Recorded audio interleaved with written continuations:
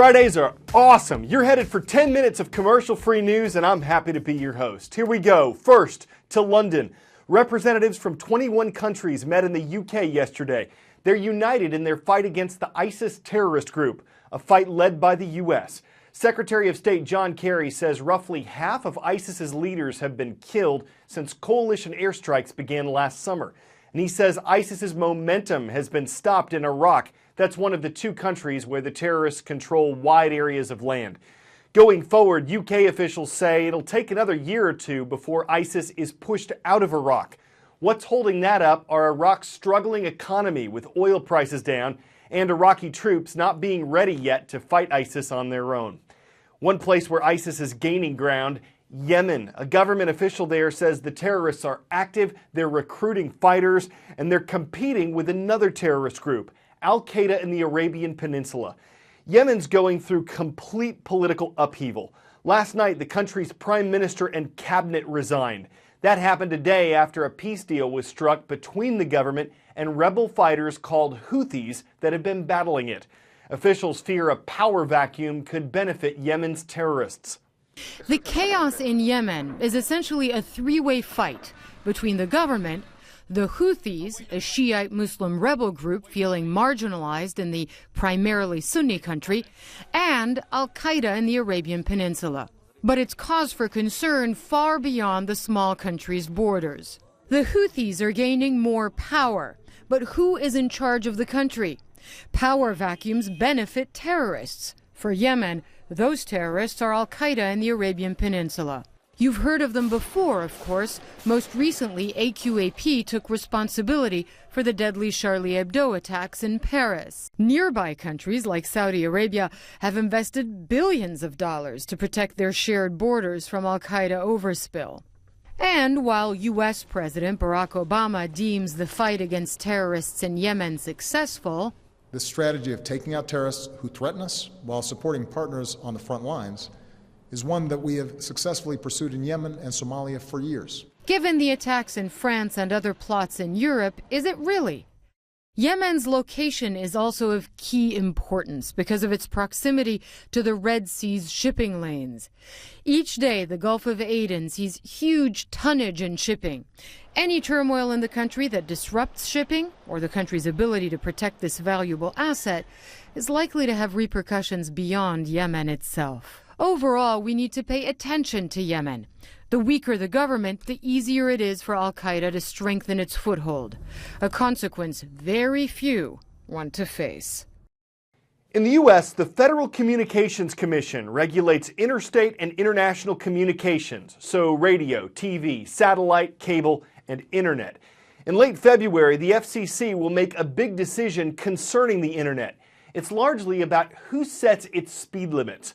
Right now, government regulations keep all internet traffic at the same speed. No site or company gets a fast lane for better access than another. But some internet providers say certain fast lanes would be better for customers and that government rules prevent users from getting what they want faster. That's the debate, in a nutshell, over net neutrality. What is net neutrality? It has nothing to do with a volleyball or a tennis court. The net refers to the internet, something that's become as necessary as water and power for most of us. The neutrality part is about keeping the net the way it is today. It's a set of rules the FCC approved in 2010 to prevent speed traps on the information superhighway. In other words, speeding up access to some sites and slowing down access to others, or blocking certain sites entirely. So are these rules a bad thing? It depends who you ask. The companies that deliver your internet, like Comcast, Verizon, and AT&T, have spent millions in lobbying money to get rid of net neutrality, arguing that having the government micromanage their business is not good for them or their consumers. On the other side are internet giants like Facebook and Google, streaming services like Netflix, and President Obama. They all argue the internet is a public good and should be regulated like one. They also say the companies that own the pipelines can play favorites. For example, a content provider like Netflix is in direct competition with Comcast, which owns NBC Universal and controls access to the internet for more than 20 million customers. You can imagine a scenario where NBC might want to speed up streams of its shows and slow down streams of its rival Netflix. Now, Netflix can afford to pay for a fast lane. They make $4 billion a year. But the next Netflix, some awesome startup, can't. So where do things stand today? It all comes down to the FCC and the position they'll take on this heated issue.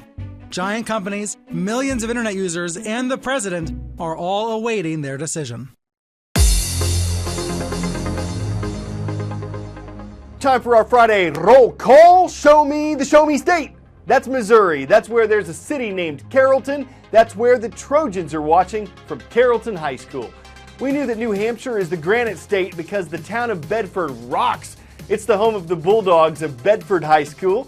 And in the Magnolia State of Mississippi, there's a city on the southern coast named Ocean Springs. The buzz is that the Yellow Jackets are watching there at St. Martin High School. Early on, there was this. It eventually became this, and today we have this. Same idea here. There once was this, a few decades brought us this, and of course now there's this. It always seems that technology is getting smaller, so it makes sense that drones, one of the top Christmas gifts last year, would follow suit.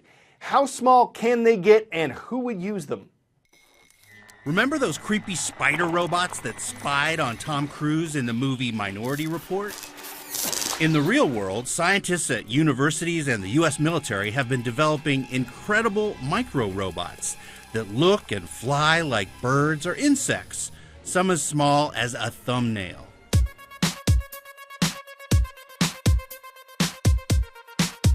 In 2012, the Air Force announced a program to create so-called micro-air vehicles that it said were the future of collecting intelligence. The idea? Tiny robot spies could sit unnoticed and watch a door, for example, and then transmit what they see and hear to controllers. To work, the Air Force says these tiny spies have to carry sensors, receivers, and a power supply, and still be lightweight enough for flight. At Harvard, they've got flybots. Inspired by actual flies, Professor Robert Wood has been developing tiny machines controlled and powered by cable tethers. Flybots are about the size of a large coin, and they hover with wafer-thin wings that flap 120 times per second. Possible uses include helping to pollinate crops, monitoring the environment, search and rescue. Another Harvard robot project has resulted in a swarm of more than 1,000 so-called kilobots. Scientists want to use kilobots to figure out how robots can work together in swarms to communicate and self-organize. And maybe someday even learn to cooperate and self-assemble three-dimensional structures. So, you can see how many amazing possibilities tiny tech offers in the coming decades as we watch the rise of the robots.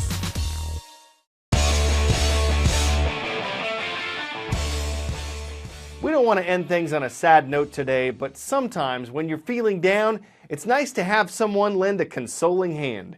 At the Zoological Wildlife Foundation in Miami, Florida, Angelica, the monkey on the left, was in timeout. We don't know why, but we suspect monkey business. Anyway, she was really torn up about it, so her friend Toby stayed with her, letting her know everything was going to be all right. A friendly pat on the back is sometimes a good consolation prize, even if some would call it primative. It's like saying, don't linger in sadness, just smile and cap your chin up. I'm Carl Azuz for CNN Student News. Hope you'll be back with us on Monday.